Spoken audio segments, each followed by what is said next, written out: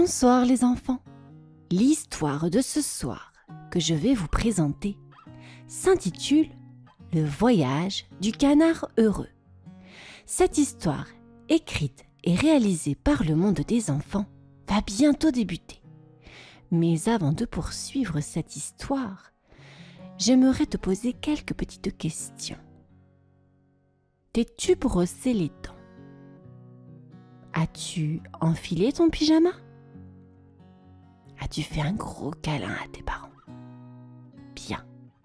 À présent, je t'invite à t'installer confortablement dans ton lit et à te laisser bercer par ma voix, car notre histoire commence.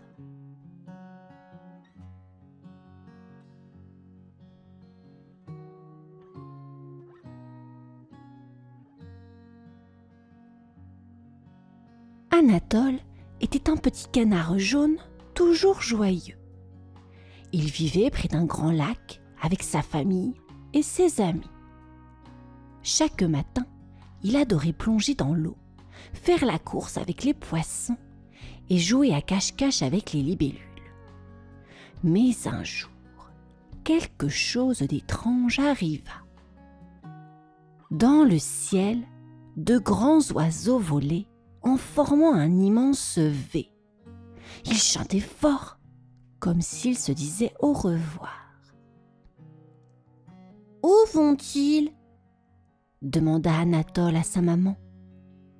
« Ce sont les oiseaux migrateurs, » répondit-elle en souriant. « Ils partent pour un long voyage, car l'hiver arrive et il fera bientôt très froid ici. » Anatole plissa les yeux. Il regarda autour de lui. Le soleil brillait. L'eau du lac était douce. Il ne comprenait pas. Pourquoi partait-il alors qu'il faisait encore si beau? « Moi aussi je veux partir en voyage !» dit-il tout excité. Sa maman rit doucement.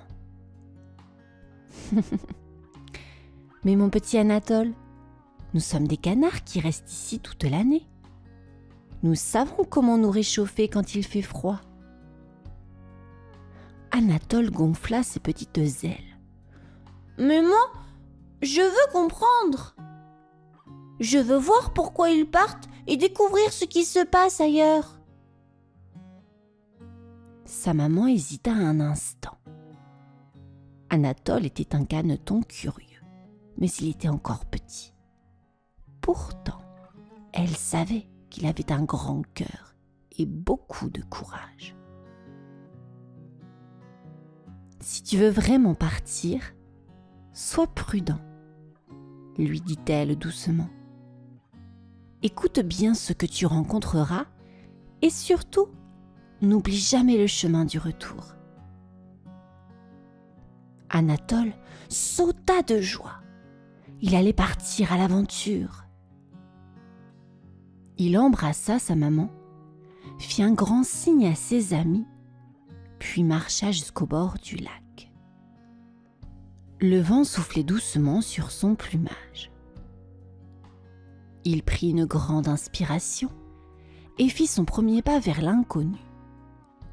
Anatole ne savait pas encore ce qu'il allait découvrir, mais une chose était sûre, son voyage commençait maintenant.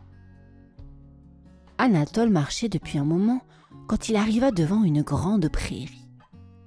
L'herbe était verte et douce sous ses pattes, et tout autour de lui, des fleurs de toutes les couleurs s'ouvraient sous le soleil. « Oh, que c'est joli ici !» s'émerveilla-t-il. Il s'arrêta près d'un petit ruisseau. L'eau brillait comme un miroir et chantait une douce mélodie en glissant sur les cailloux. Des papillons volaient au-dessus des fleurs et des abeilles bourdonnaient en tournant autour des pétales jaunes et roses. « Bonjour !» dit une voix joyeuse. Anatole tourna la tête et vit une toute petite coccinelle rouge avec de jolis points noirs. « Je m'appelle Margot. Et toi, qui es-tu » ?« Je suis Anatole, le canard heureux, » répondit-il avec un grand sourire. « Je suis en voyage pour comprendre pourquoi les oiseaux partent à certaines saisons. » Margot battit des ailes, amusée. « Oh, mais c'est simple! Regarde autour de toi. C'est le printemps. »« Le printemps ?» demanda Anatole en penchant la tête. « Oui, c'est la saison où tout se réveille. Les fleurs poussent, les arbres trouvent leurs feuilles et les petits animaux sortent de leur cachette après l'hiver. » Anatole observa attentivement. Il vit un hérisson qui s'étirait sous un buisson, une grenouille qui sautait dans l'eau et un écureuil qui grignotait une noisette en haut d'un arbre. « Alors, le printemps, c'est une saison où tout devient vivant ?» demanda-t-il. « Exactement !» dit Margot. « Et c'est aussi la saison de la danse des fleurs. » Soudain, un vent doux souffla dans la prairie. Les fleurs se balancèrent doucement, comme si elles dansaient. Les pétales tremblaient, les herbes ondulaient, et même les papillons virevoltaient dans les airs. « Wouhou !» s'exclama Anatole en battant des ailes. « C'est notre façon de fêter le retour du soleil !» dit Margot en riant. Anatole dansa à son tour, battant des ailes au rythme du vent. Il se sentait bien, entouré de cette nature joyeuse. « J'adore le printemps !» dit-il.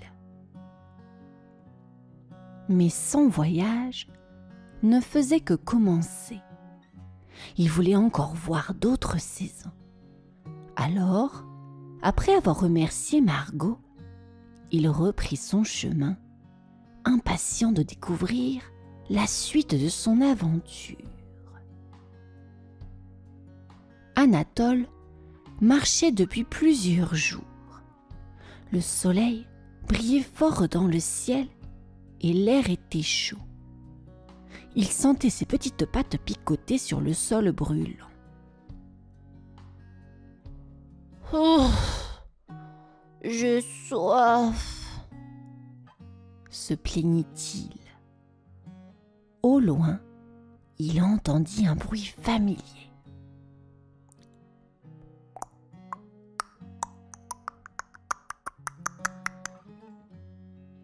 C'était le son de l'eau qui clapote. Avec un grand sourire, Anatole se précipita et découvrit une rivière scintillante sous le soleil. « Oh, quelle chance! Une rivière bien fraîche !» Il s'approcha et trempa une patte. L'eau était douce et agréable. Sans attendre, il sauta dedans et éclaboussa partout en riant. « Ah, c'est parfait !»« Attention !» cria soudain une voix. Splash ! Quelque chose fit une énorme vague juste à côté de lui. Anatole cligna des yeux et vit un animal marron avec une queue plate. « Bonjour, je suis Anatole. Et toi ?»« Moi, c'est Woody le castor. » dit l'animal en riant. Désolé pour l'éclaboussure. Je construis un barrage. Anatole regarda autour de lui et vit des branches empilées dans l'eau. Un barrage? Mais pourquoi? L'été était très chaud. Expliqua Woody. Parfois, l'eau de la rivière devient trop basse. Mon barrage aide à la garder fraîche et à offrir un abri aux poissons et aux grenouilles. Anatole regarda les grenouilles qui sautaient joyeusement sur les nénuphars. Les petits poissons nageaient tranquillement entre les branches du barrage. Waouh! C'est malin! Dit Anatole. Woody sourit et proposa. Tu veux essayer de plonger comme moi? Oh oui! S'écria Anatole. Woody lui montra comment plonger la tête la première, comment nager sous l'eau et même comment faire des pirouettes aquatiques. Anatole s'amusait comme jamais. Après un long moment à jouer et à nager, il sortit de l'eau et s'étira au soleil. L'été, c'est une saison très chaude, mais aussi très amusante, dit-il en souriant. Oh oui! Mais il faut toujours penser à se rafraîchir, ajouta Woody. Anatole hocha la tête. Il était heureux d'avoir appris quelque chose de nouveau. Mais son voyage n'était pas terminé. Il remercia Woody et reprit son chemin, curieux de découvrir la prochaine saison. Anatole marchait depuis plusieurs jours. Le soleil était moins chaud et le vent soufflait doucement. Tout autour de lui, les arbres avaient changé de couleur. Leurs feuilles, autrefois bien vertes, étaient maintenant rouges, oranges et dorées. « Oh, que c'est beau !» s'exclama-t-il en admirant les branches qui brillaient sous le soleil.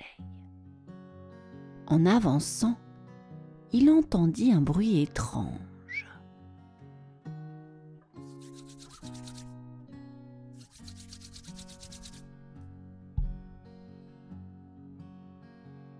Il leva la tête et vit des feuilles tomber en tourbillonnant. Elles dansaient dans le vent avant de toucher le sol. « Bonjour !» lança une voix joyeuse. Anatole tourna la tête et vit un petit oiseau brun perché sur une branche. « Je m'appelle Zolagri. Et toi ?»« Moi, c'est Anatole, le canard heureux. Je voyage pour découvrir les saisons. » Zo hocha la tête avec un sourire. « Alors, tu arrives juste à temps pour voir l'automne. Regarde comme la forêt change. » Anatole observa autour de lui. Les arbres perdaient leurs feuilles, les écureuils ramassaient des noisettes et le vent soufflait plus fort. « Pourquoi les feuilles tombent-elles ?» demanda-t-il. « C'est parce que les arbres se préparent pour l'hiver, » lui expliqua Zo. « Ils se reposent et gardent leur énergie pour le printemps prochain. » Soudain, Anatole entendit un bruit dans le ciel. Il leva la tête et vit un grand groupe d'oiseaux voler en formant un V. « Ils partent en voyage ?» demanda-t-il. « Oui !» répondit Zo. « Beaucoup d'oiseaux migrateurs s'envolent vers les pays chauds. Moi aussi, je vais bientôt partir. » « Mais pourquoi partir ?» s'étonna Anatole.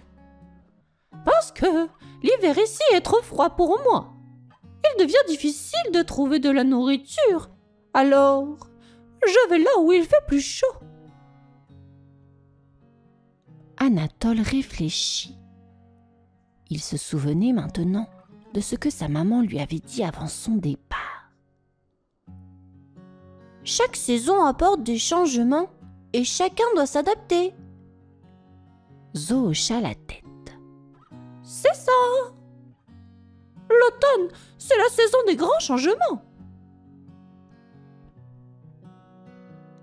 Anatole observa les feuilles tourbillonner et sourit. Il était heureux d'apprendre tant de choses. Après avoir souhaité bon voyage à Zo, il reprit son chemin. Mais cette fois, il savait que l'hiver approchait et il était impatient de le découvrir. Anatole marchait depuis longtemps. Le vent était devenu froid et le ciel était gris. Tout autour de lui, les arbres étaient nus, sans feuilles. Le sol était recouvert d'un tapis blanc et brillant. « Oh, mais que s'est-il passé ?» s'étonna-t-il. Il avança doucement et posa une patte sur la neige. C'était froid et tout mou. Il sauta dessus et laissa une empreinte.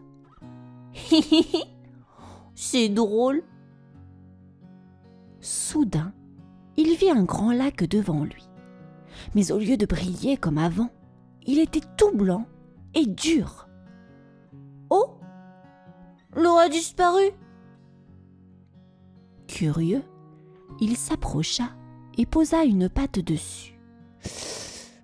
C'était glacé. Il glissa et plouf, tomba sur son derrière.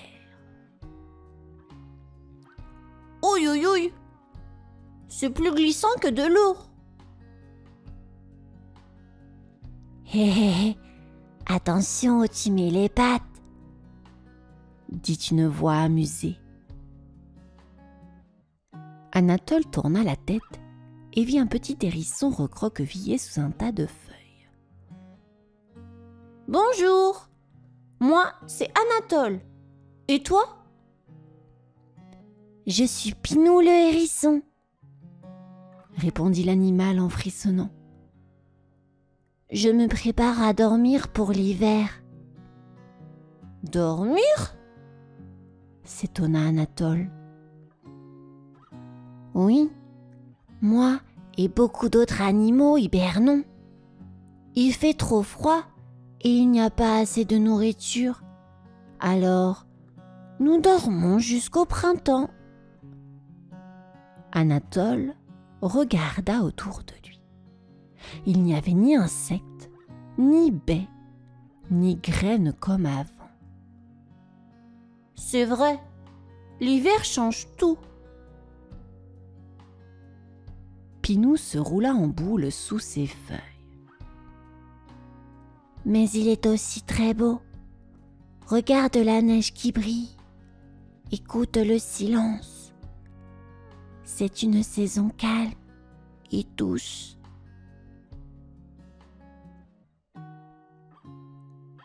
Anatole observa autour de lui. Les arbres étaient recouverts de neige. Le lac gelé reflétait le ciel blanc et l'air était pur et frais. « C'est vrai, l'hiver est différent, mais il a sa propre magie. » Pinou bâilla et ferma les yeux.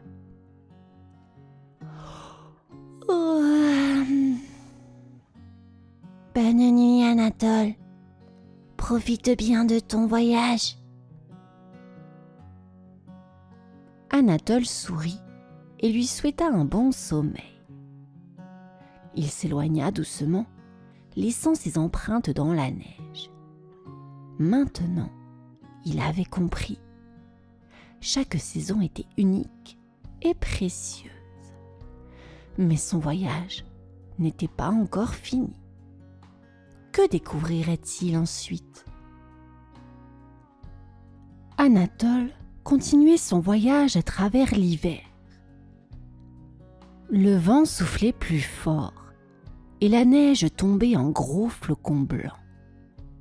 Brrr, il fait froid, dit-il en frissonnant.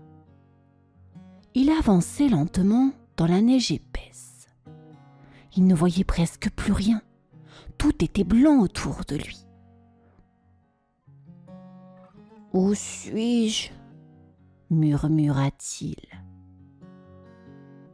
Le vent souffla encore plus fort. Anatole plissa les yeux et essaya d'avancer, mais ses pattes s'enfonçaient dans la neige. « Peut-être que j'aurais dû rester chez moi, » pensa-t-il tout bas. Il se sentait fatigué. Il avait peur. Et il s'était perdu.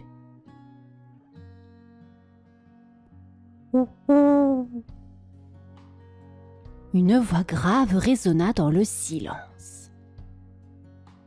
Anatole leva la tête et aperçut une silhouette perchée sur une branche. « Qui est là ?» demanda-t-il. « Je suis Hector le hibou, » répondit la voix.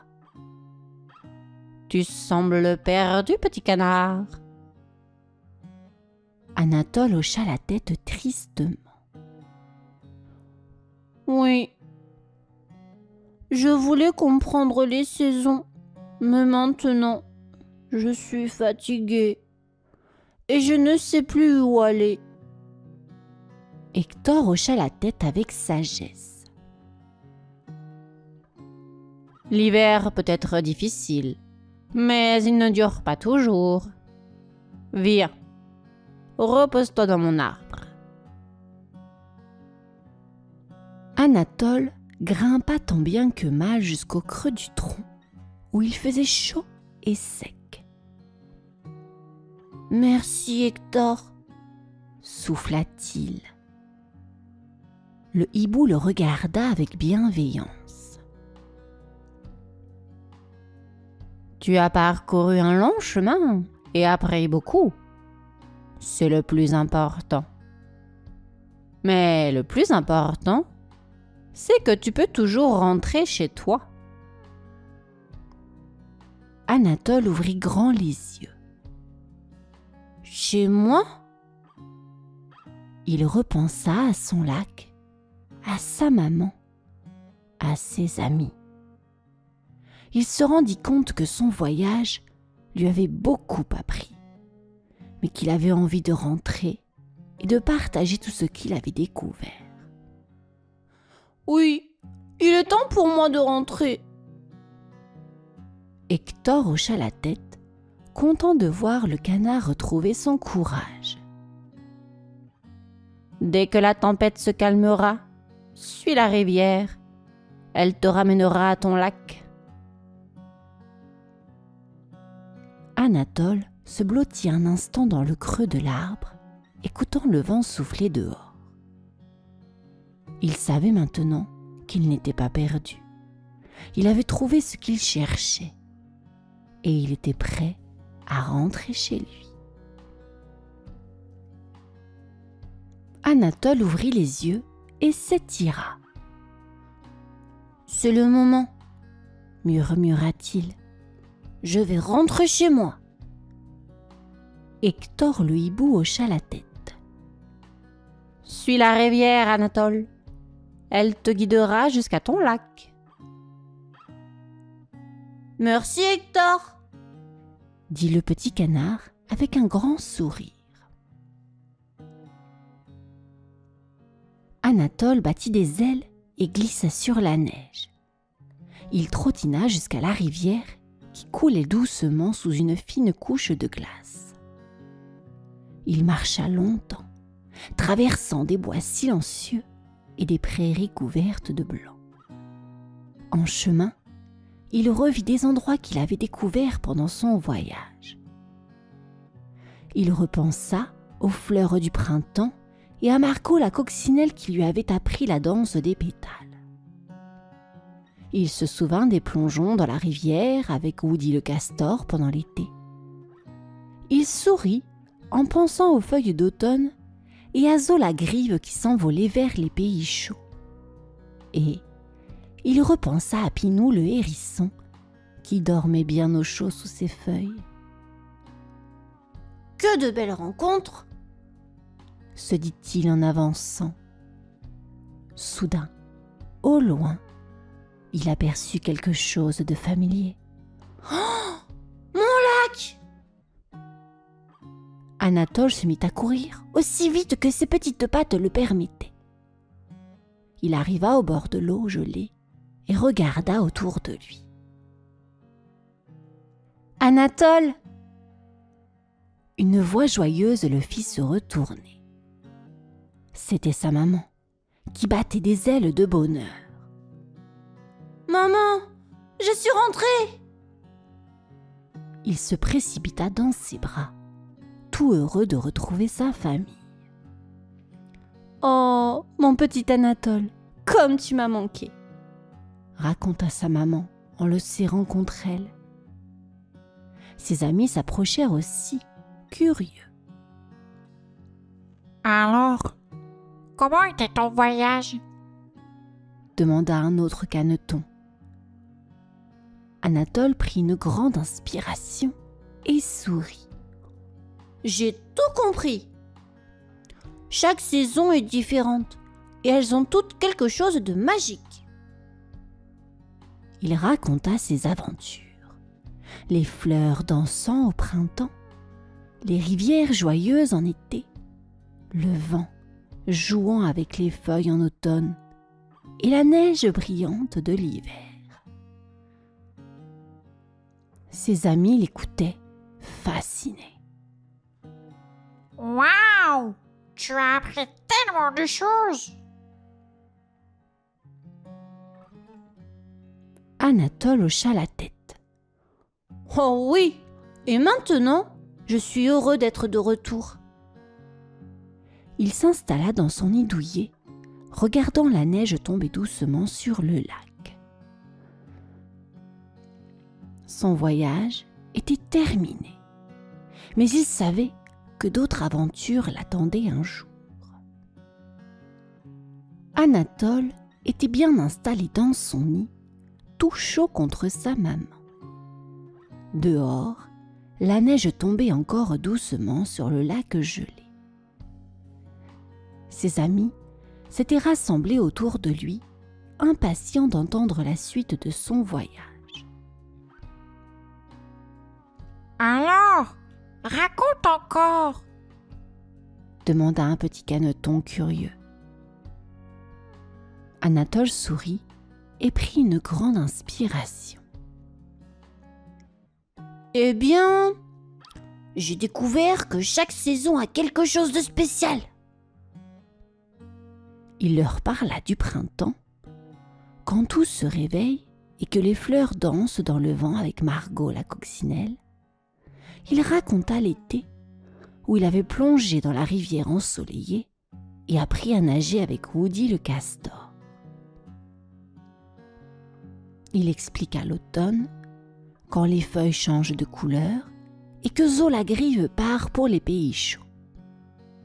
Enfin, il décrivit l'hiver, le lac gelé, la neige brillante et Pinou le hérisson qui dormait sous ses feuilles. Les autres canetons l'écoutaient avec de grands yeux émerveillés. « Oh, j'aimerais tant voir ça moi aussi !» s'exclama l'un d'eux. « Moi aussi !» ajouta un autre. Anatole hocha la tête en souriant. « Mais vous savez, pas besoin de partir loin. Les saisons changent ici aussi.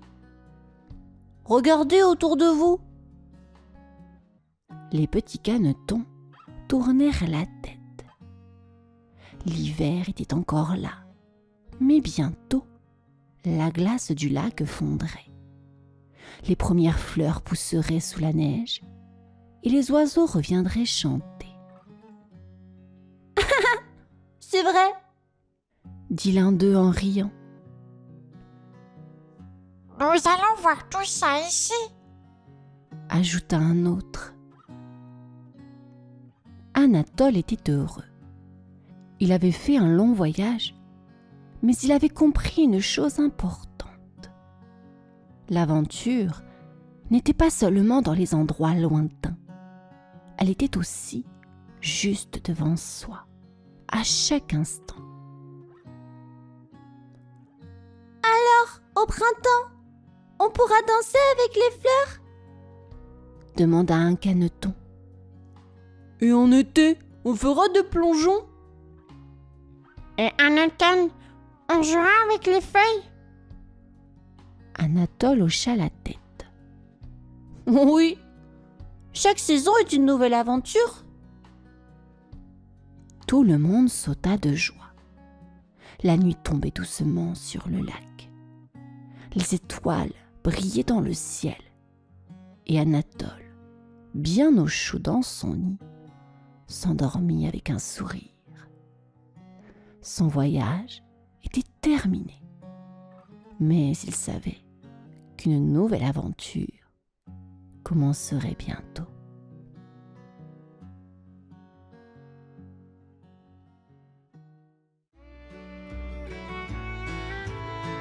Charlie le petit chien, à l'esprit vif et au cœur aventurier, aimait explorer tous les recoins de sa maison.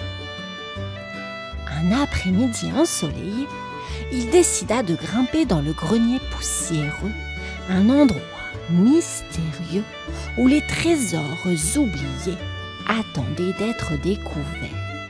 Ses amis Max, le chat espiègle, et Daisy, la tortue sage, le suivirent avec enthousiasme.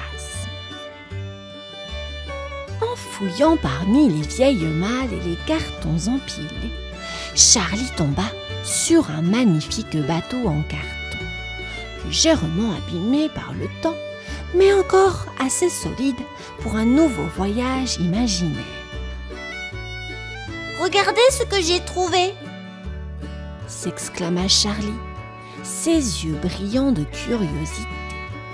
Max et Daisy s'approchèrent eux aussi, intrigués. Et si on partait à l'aventure ? Proposa Max en sautant à bord du bateau avec agilité. Oui, voyons où ce navire peut nous mener, ajouta Daisy, un sourire plein de sagesse sur les lèvres. Charlie hocha la tête avec enthousiasme et ensemble, ils se mirent à naviguer dans les vagues de leur imagination. Mais alors qu'ils riaient et se racontaient des histoires fantastiques, une brise étrange souffla à travers les fenêtres du grenier, soulevant des poussières magiques autour d'eux. Soudain, une tempête féerique se forma, enveloppant le bateau et ses passagers dans une lumière éblouissante. Quand la lumière se dissipa, Charlie, Max et Daisy se retrouvèrent sur une plage de sable doré, face à une île peuplée de jouets géants. Leur grande aventure venait de commencer, pleine de surprises et de découvertes incroyables. Charlie, Max et Daisy se frottèrent les yeux, ébahis par ce qu'ils voyaient. Devant eux s'étendait une île extraordinaire, peuplée de jouets géants. Des peluches immenses gambadaient joyeusement, des poupées colossales bavardaient entre elles et des voitures miniatures de la taille de vraies voitures roulaient à toute vitesse. « Waouh, c'est incroyable !» s'émerveilla Charlie, ses oreilles dressées de curiosité. Max, le chat espiègle, fit un bond en avant. C'est comme un rêve devenu réalité. Ils furent bientôt accueillis par un immense ours en peluche marron nommé Teddy. Avec un sourire chaleureux, Teddy leur expliqua que l'île était enchantée et que tous les jouets y prenaient vie. Bienvenue mes amis, vous êtes sur l'île des jouets géants, un endroit magique où chaque jouet a une histoire. Mais l'enthousiasme de Teddy s'assombrit. Malheureusement, une ombre mystérieuse plane sur notre île. Depuis quelque temps, la joie et la gaieté disparaissent. Les jouets perdent leur sourire. Charlie, toujours prêt pour l'aventure, répondit avec une détermination incroyable. Nous allons vous aider à retrouver votre joie. Daisy la tortue sage ajouta calmement. Ensemble, nous pouvons résoudre ce mystère et ramener le bonheur sur cette île. Teddy leur montra le chemin vers la bibliothèque géante des jouets, où ils espéraient trouver des indices sur l'ombre mystérieuse. Leur quête pour ramener la joie venait tout juste de commencer, promettant des aventures encore plus grandes et plus incroyables. Dans la bibliothèque géante des jouets, Charlie, Max, Daisy et Teddy se frayèrent d'un chemin à travers des étagères remplies de livres colorés et de parchemins anciens. Chaque livre racontait une histoire de jouets d'antan, mais ils cherchaient un indice sur l'ombre mystérieuse qui volait la joie de l'île. Max grimpa sur une étagère et trouva un vieux grimoire poussiéreux. « Regardez ça !» cria-t-il. En l'ouvrant, il découvrit une légende ancienne racontant l'histoire d'un coffre enchanté qui renfermait la joie de l'île des jouets géants. Ce coffre, caché par un magicien jouet, était la clé pour restaurer le bonheur perdu. Le coffre a été scellé dans la tour interdite, lut Daisy à haute voix.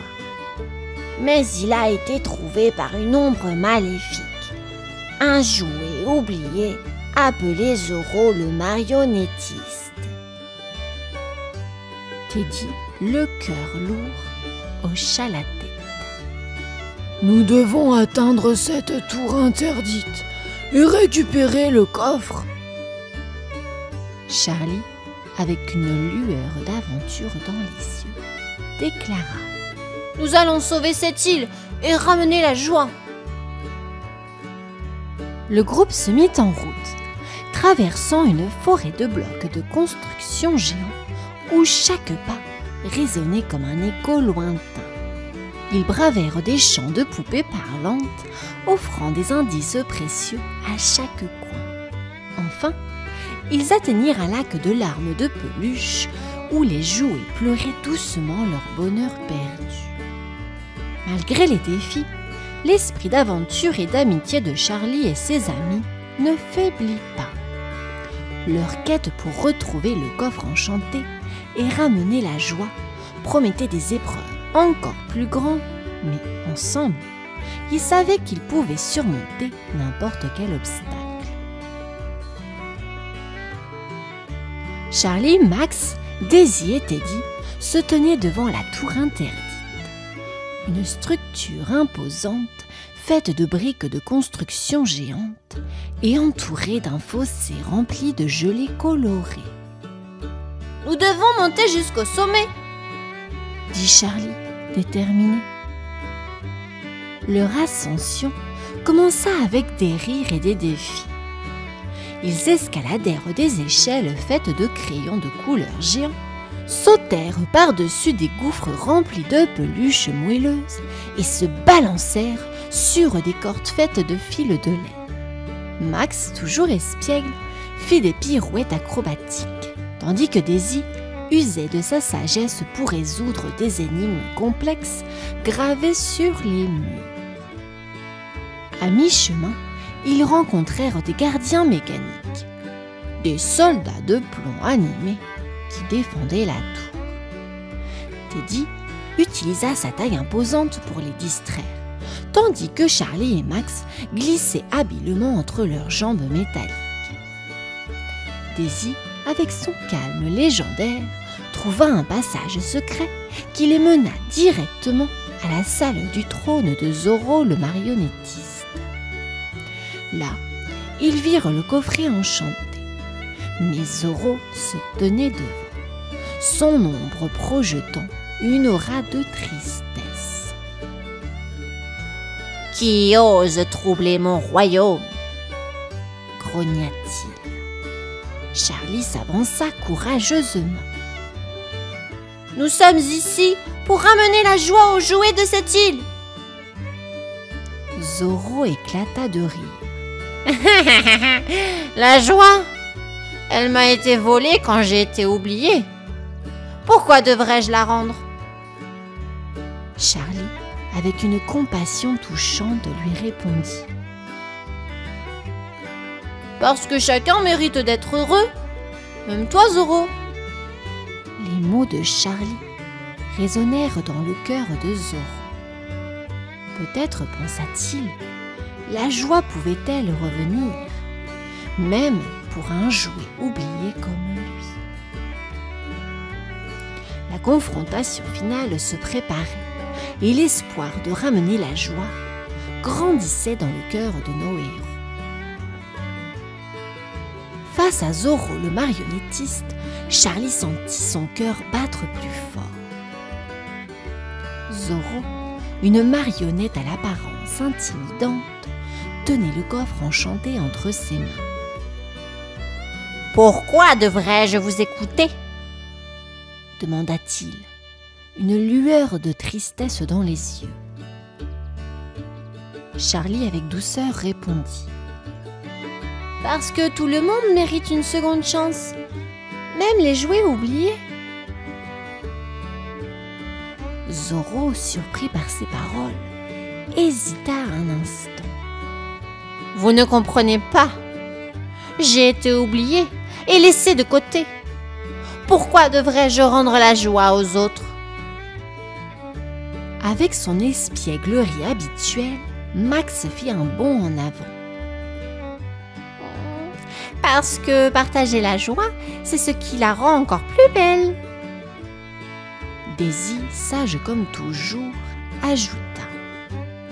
« Nous pouvons t'aider à retrouver ta place parmi les jouets. Tu n'es pas seul. »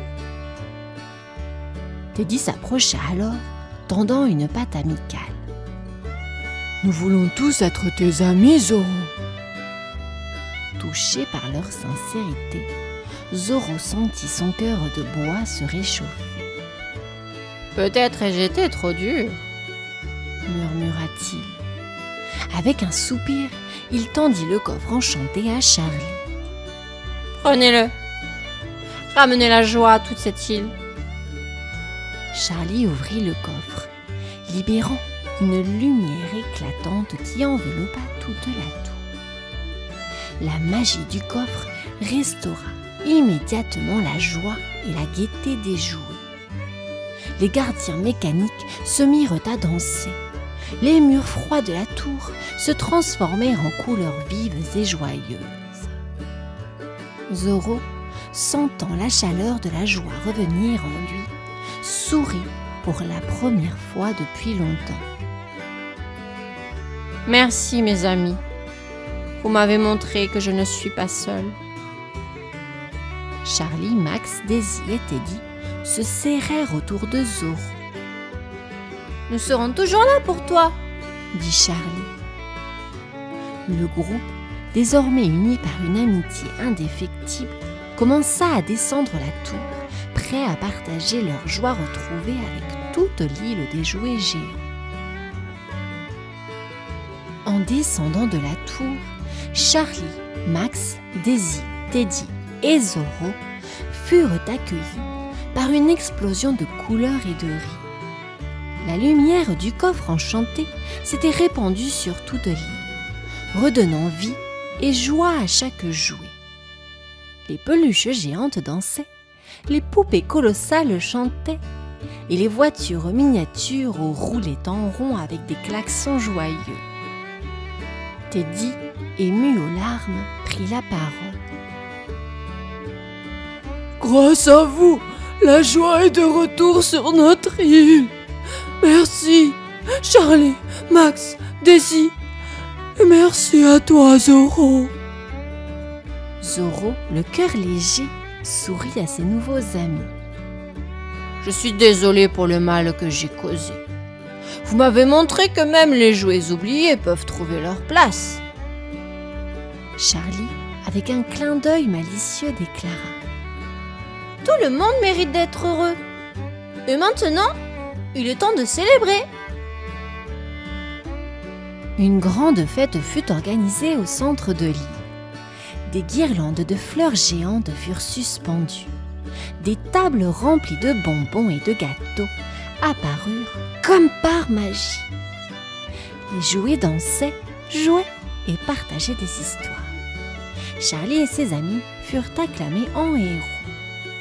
Alors que la fête battait son plein, une brise magique souffla à nouveau, enveloppant Charlie, Max et Daisy dans une lumière douce. « Il est temps de rentrer chez nous !»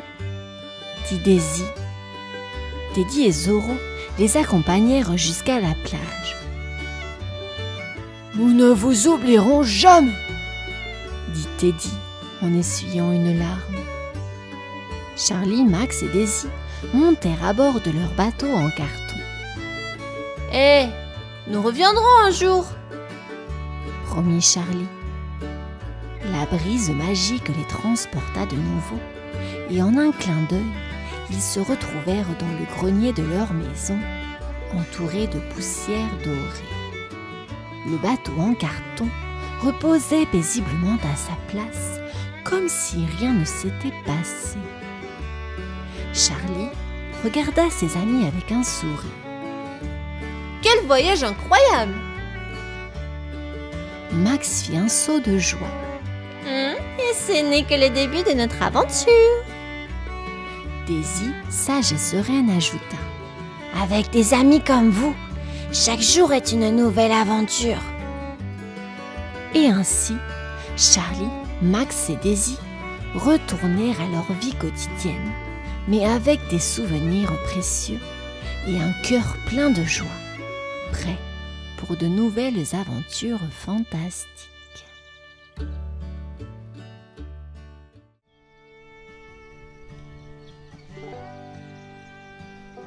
Dans une cuisine ordinaire, mais un peu magique, un vieux réfrigérateur blanc cachait un secret incroyable. La nuit, les légumes prenaient vie. Au cœur de ce monde miniature, Monsieur Carotte, avec son sourire éclatant et sa feuille verte en guise de chapeau, vivait une existence paisible entourée de ses amis colorés. À côté de lui, Madame Tomate, toujours dramatique, avec sa peau lisse et rouge, et Patate, rondouillard et toujours prêt pour une aventure. Chaque nuit, dès que la lumière du réfrigérateur s'éteignait, c'était la fête. Enfin, presque.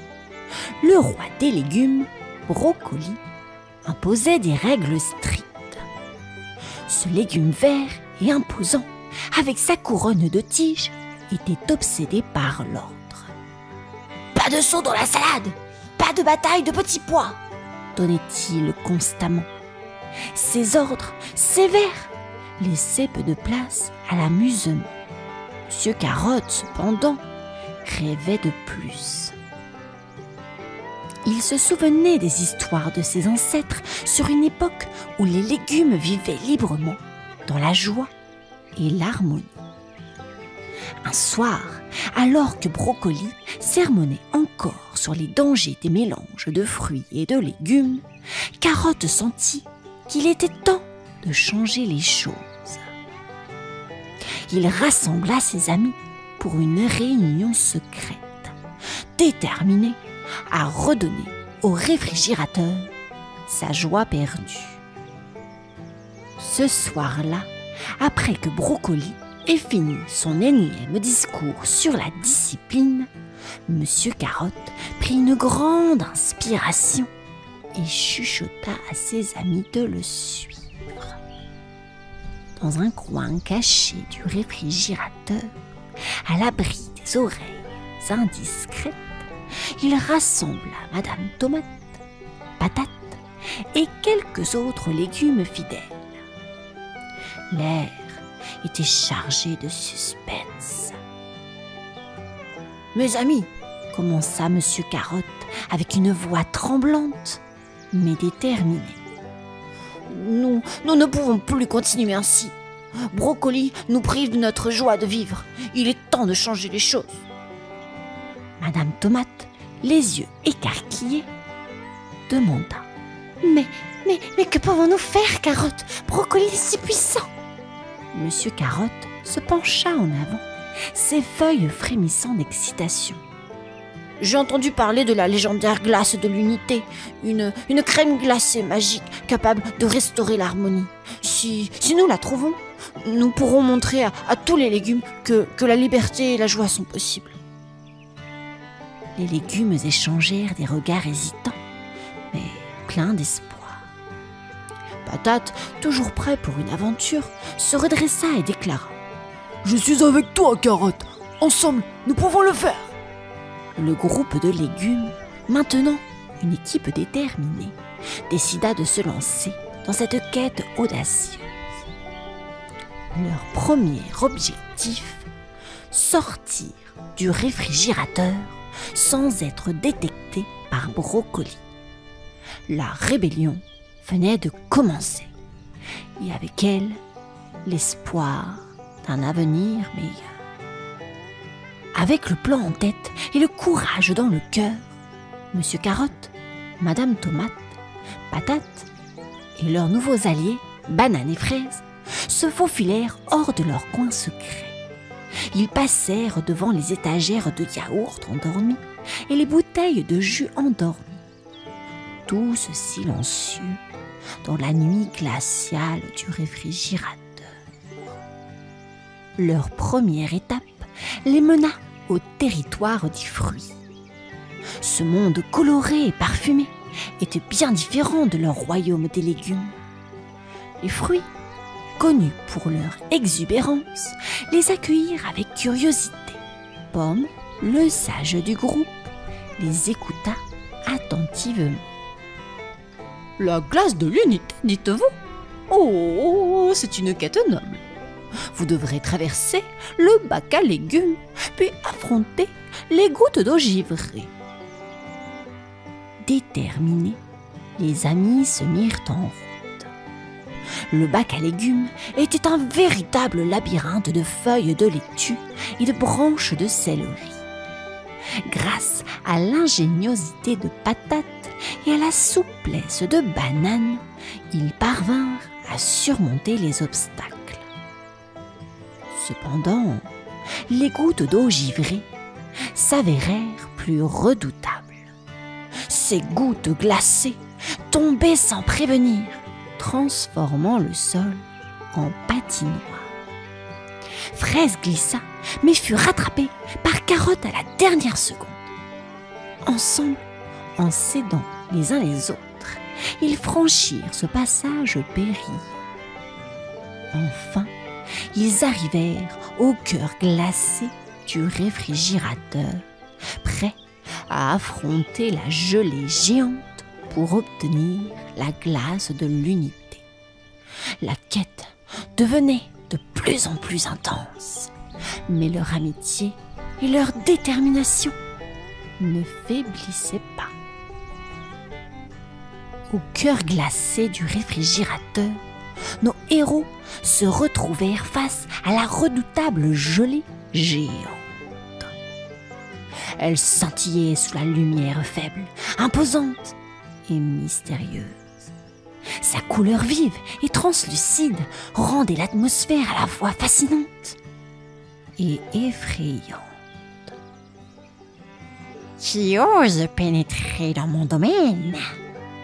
Tonna la gelée géante de sa voix gélatineuse. Monsieur Carotte, essayant de ne pas trembler, s'avança courageusement. Nous venons en quête de la glace de l'unité. Nous voulons rétablir l'harmonie dans le réfrigérateur et libérer les légumes des règles oppressives de brocoli. La gelée géante, d'abord méfiante, observa les légumes déterminés. Pourquoi devrais-je vous aider? Personne ne m'a jamais demandé ce que je désirais, moi. Madame Tomate, touchée par ces mots, s'approcha doucement. Peut-être que nous pouvons vous aider, vous aussi. Que voulez-vous, chère gelée? Surprise par cette proposition, la gelée révéla sa solitude et son désir de faire partie de la communauté du réfrigérateur. Ému par sa sincérité, le groupe lui promit de l'accueillir parmi eux s'ils réussissaient leur quête. Touchée par leur gentillesse, la gelée géante leur remit alors la glace de l'unité, une crème glacée scintillante, symbole d'harmonie et de paix. Prenez-la et accomplissez votre mission. Avec la glace de l'unité en main et un nouvel allié à leur côté, Monsieur Carotte et ses amis retournèrent vers leur royaume, plus déterminés que jamais à instaurer la liberté et la joie dans le réfrigérateur. Leur aventure prenait un nouveau tournant, rempli d'espoir et de camaraderie. De retour au royaume des légumes, Monsieur Carotte et ses amis se préparèrent à affronter Brocoli. Monsieur Carotte et ses amis se préparèrent à affronter Brocoli. La nouvelle de leur retour avec la glace de l'unité se répandit rapidement et les légumes, inspirés par leur courage, se rassemblèrent pour les soutenir. Brocoli, furieux et déterminé à garder le contrôle, rassembla ses loyalistes pour une confrontation. « Vous osez défier mon autorité ?» rugit-il. « Vous ne savez pas ce que vous faites !» Monsieur Carotte brandit la glace de l'unité. « Nous savons exactement ce que nous faisons, Brocoli. Nous réclamons notre liberté et notre joie de vivre. » La bataille éclata, remplissant le réfrigérateur de chaos coloré. Des jets de sauce sifflaient à travers les airs, des carottes volaient comme des flèches et des tomates éclataient comme des bombes. Madame Tomate et Patate menaient l'assaut avec bravoure, tandis que Banane et Fraise utilisaient leur agilité pour déjouer les manœuvres de Brocoli. Alors que la lutte atteignait son apogée, la gelée géante fit une entrée triomphale, son éclat gélatineux illuminant tout le réfrigérateur. Sa présence imposa une pause, attirant tous les regards. « Assez !» tonna-t-elle. La vraie force vient de l'unité et de la compréhension mutuelle, pas de la domination. Touché par ces paroles et voyant l'harmonie entre les légumes et la gelée géante, Brocoli baissa enfin les bras. « J'ai peut-être été trop strict. Je voulais protéger notre communauté, mais je réalise maintenant que la joie et la liberté sont tout aussi essentielles. » Avec la glace de l'unité, les légumes rétablirent l'harmonie. Brocoli, réalisant ses erreurs, rejoignit la nouvelle communauté, prêt à apprendre et à grandir. La bataille se transforma en une célébration de l'amitié retrouvée, promettant un avenir de paix et de bonheur pour tous. Le réfrigérateur, autrefois strict et discipliné, était désormais un lieu de joie de vivre et de créativité. Grâce à la glace de l'unité, les légumes vivaient en harmonie. Monsieur Carotte, maintenant considéré comme un héros, travaillait avec Madame Tomate, Patate et tous leurs amis pour réorganiser leur monde. Des coins de jeu étaient aménagés avec des piscines de salade et des toboggans de concombre. Les étagères étaient remplies de petits jardins de légumes, chacun cultivant ses propres herbes et plantes. La gelée géante, désormais aimée de tous, organisait des fêtes lumineuses où les légumes dansaient et chantaient. Brocoli, autrefois tyrannique, avait appris de ses erreurs. Avec humilité, il proposa des idées pour améliorer leur communauté. Pourquoi ne pas instaurer une journée de la liberté chaque semaine, suggéra-t-il, où chacun peut s'exprimer sur sa créativité et ses talents? L'idée fut accueillie avec enthousiasme. La première journée de la liberté vit des spectacles de jonglerie de pommes, des concours de sculpture en carottes et même une course de patates. Brocoli lui-même participa, amusé par cette nouvelle atmosphère d'entraide et de rire. Monsieur Carotte observa la scène, le cœur rempli de gratitude. Nous avons traversé tant d'épreuves, mais ensemble, nous avons trouvé le chemin vers la paix et la joie. Les légumes, unis comme jamais, savaient qu'ils pouvaient surmonter n'importe quel obstacle tant qu'ils restaient ensemble. Le réfrigérateur était devenu un symbole d'amitié et de bonheur. Un endroit où chaque légume pouvait être lui-même et où la diversité était célébrée. Et ainsi, dans ce réfrigérateur magique, l'histoire se termina avec une note de rire et d'espoir, promettant des aventures encore plus merveilleuses pour l'avenir.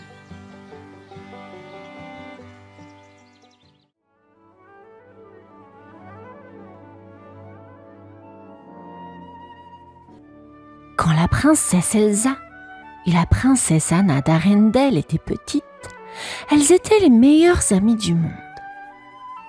Anna était l'une des seules personnes à connaître le secret d'Elsa. Elsa avait le pouvoir de créer de la neige et de la glace avec ses mains. Une nuit, Elsa remplit une salle de bal vide de neige. Les sœurs jouèrent ensemble, construisant un bonhomme de neige, faisant de la luge et du patin à glace. Mais alors qu'elle jouait, Elsa perdit le contrôle. Elle frappa accidentellement Anna avec un éclat de magie glacée. Anna fut gravement blessée. Alors leurs parents se rendirent auprès des anciens trolls de la montagne pour obtenir de l'aide. Là, un vieux troll sage leur dit qu'Anna pouvait être sauvée. Elle avait eu de la chance d'avoir été touchée à la tête et non au cœur. Bien qu'Anna se soit rétablie, ses parents étaient inquiets que les gens craignent les pouvoirs d'Elsa. Pour garder son don secret, ils entourèrent le château de murs et ne laissèrent personne entrer. Mais à chaque fois qu'Elsa ressentait de fortes émotions, sa magie se manifestait malgré elle. Ne voulant plus blesser sa sœur, Elsa cessa de jouer avec Anna. Cela rendit Anna très solitaire. Même après que leurs parents furent perdus lors d'une tempête en mer, les sœurs ne passèrent pas de temps ensemble. Des années plus tard, il était temps pour Elsa de devenir reine d'Arendelle. Pour cette journée spéciale, les portes du château furent ouvertes. Des centaines de personnes assistèrent à la cérémonie de couronnement. Elsa fit de son mieux pour cacher ses émotions et ses pouvoirs. Anna, quant à elle, adorait rencontrer toutes ces nouvelles personnes. « J'aimerais que ce soit toujours comme ça. »« Oui, moi aussi. » Lors de la fête du couronnement, Anna dansa avec le charmant prince Hans des îles du Sud. Il lui fit battre le cœur. Ils semblaient avoir tout en commun. Comme les portes du château n'étaient ouvertes que pour un seul jour, Hans et Anna savaient que c'était leur seule chance d'être ensemble. « Puis-je dire quelque chose de fou? Veux-tu m'épouser? » ?»« Oui !» Anna et Hans demandèrent la bénédiction d'Elsa pour leur mariage.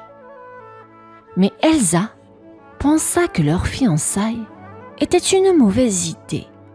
« Tu ne peux pas épouser un homme que tu viens de rencontrer.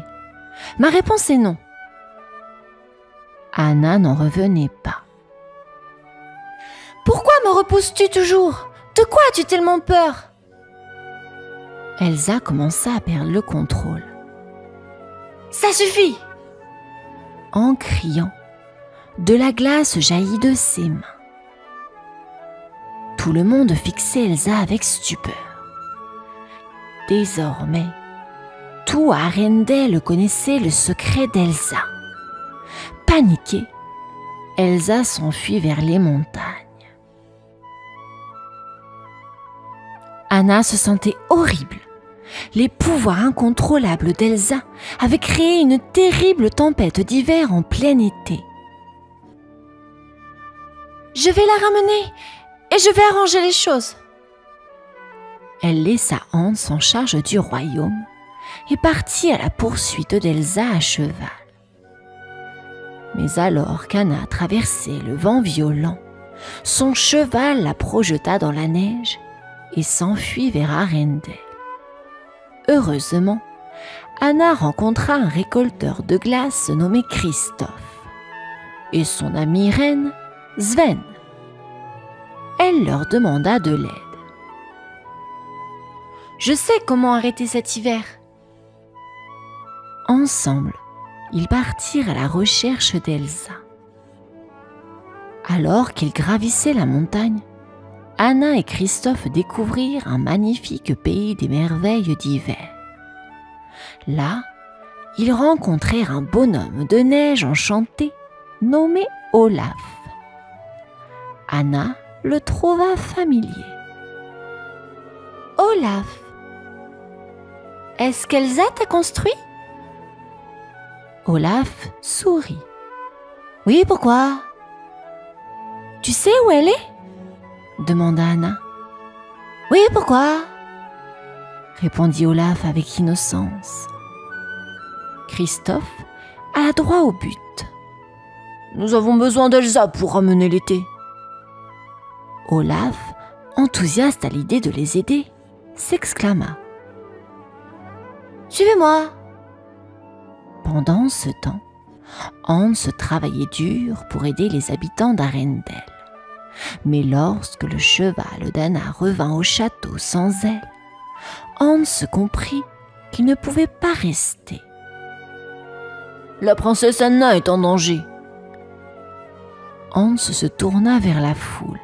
« J'ai besoin de volontaires pour m'accompagner et la retrouver. » Bientôt, Hans et quelques soldats partirent à la recherche d'Anna et d'Elsa.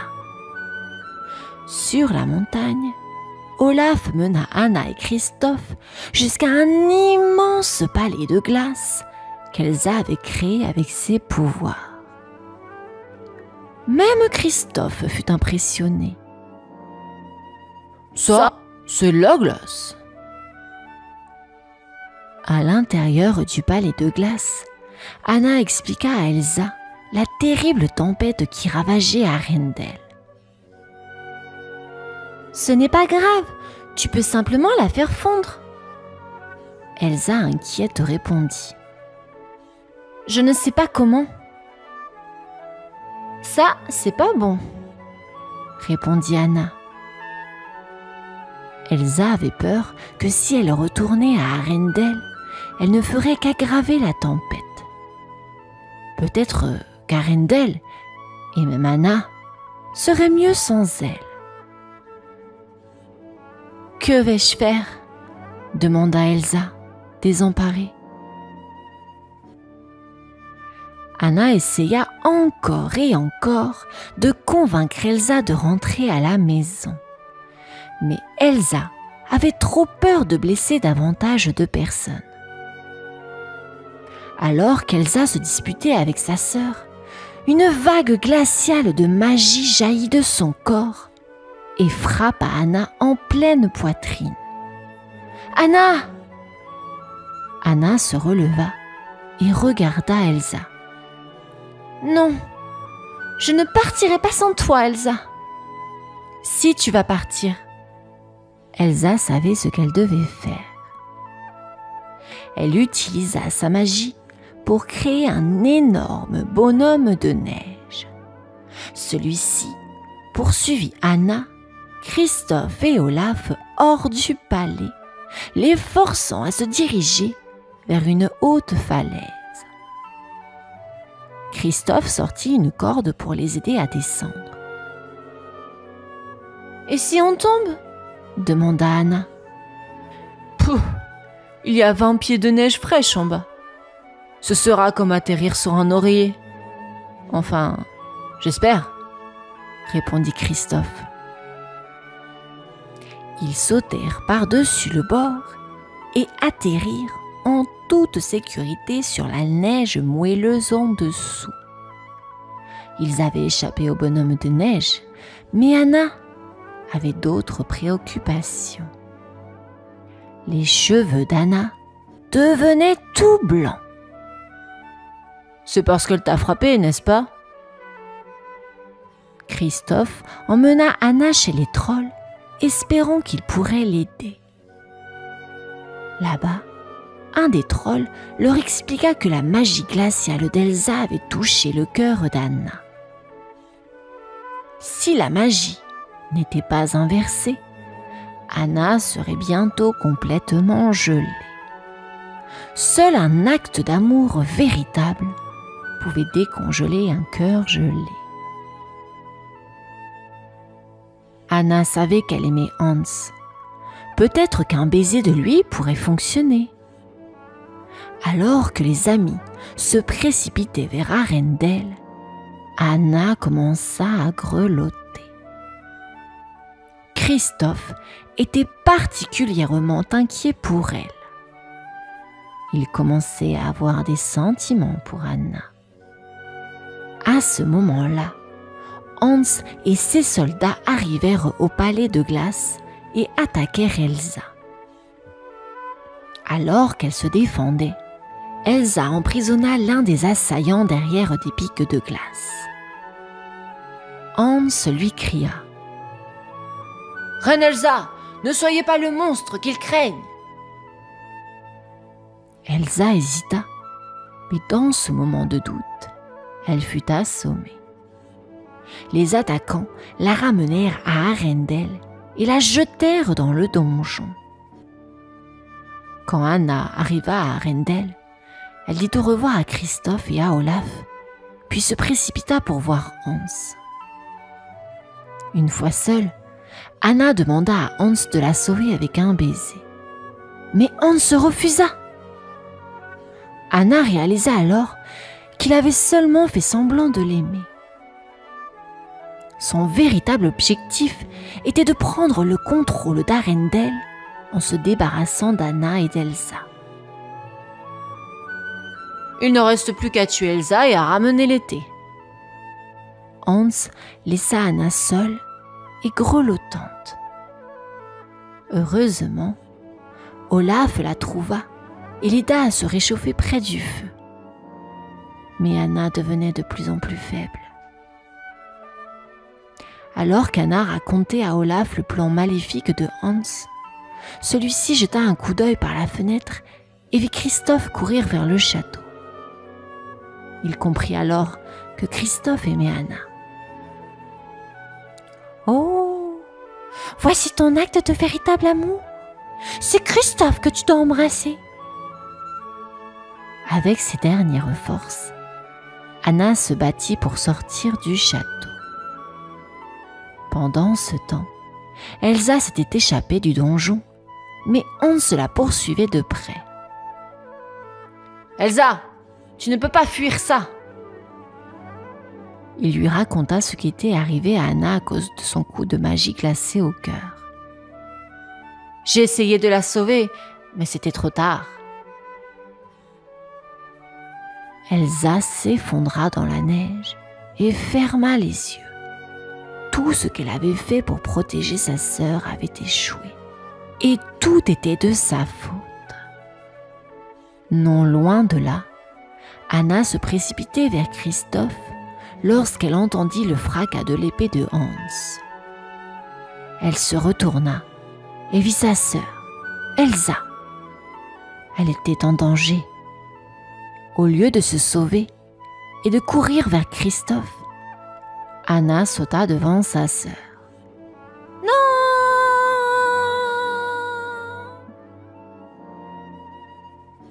Alors que Hans abattait son épée, celle-ci se brisa contre le corps glacé d'Anna. Elle s'était transformée en glace solide. Elsa serra sa sœur dans ses bras.